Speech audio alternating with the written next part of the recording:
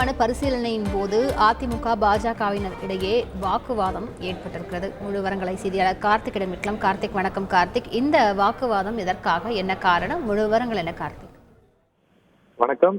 வேட்புமனு பரிசீலனையானது மாவட்ட ஆட்சியர் அலுவலகத்தில் 2வது தளத்தில் நடைபெற்று வருகிறது.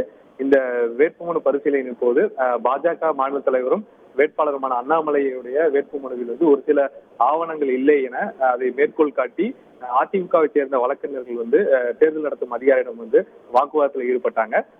தேர்தல் நடத்தைக்கான தேர்தலுக்கான குறிப்பீடுகள் புத்தகத்தை எடுத்து கூறி இந்த ஆவணங்கள் கேட்கப்பட்டிருக்கு, இந்த ஆவணங்கள் அந்த இதுல இருக்கணும், அப்படி இல்லாட்டா அவருடைய வேட்புமனு நிறுத்தி வைக்கணும், ஹோல்ட் பண்ணணும்னு சொல்லிட்டு அதிமுக வழக்கறிஞர்கள் வாக்குவாதத்தில் ஈடுபட்டாங்க. தேர்தல் நடத்தும் அதிகாரி வேட்புமனு குறித்தான ஒரு சில தகவல்களை சொல்லி இந்த ஆவணங்கள் வைக்கலாம், வைக்கவும் இருக்கலாம் என்ற ஒரு சில தகவலை சொன்னதை எடுத்து பின்பு அந்த வாக்குவாதத்தை போலீசார் சமரசம் செய்து வைத்தனர். பின்னர் அவருடைய அண்ணாமலையுடைய வேட்புமனு ஏற்றுக்கொள்ளப்பட்டதாக தேர்தல் நடத்தும் அதிகாரி தெரிவித்திருக்கார். தொடர்ந்து அங்க இருக்கக்கூடிய அதிமுக பாஜக இடையே வாக்குவாதம் ஏற்பட்டதுனால ஒரு பரபரப்பான சூழல் ஏற்பட்டது.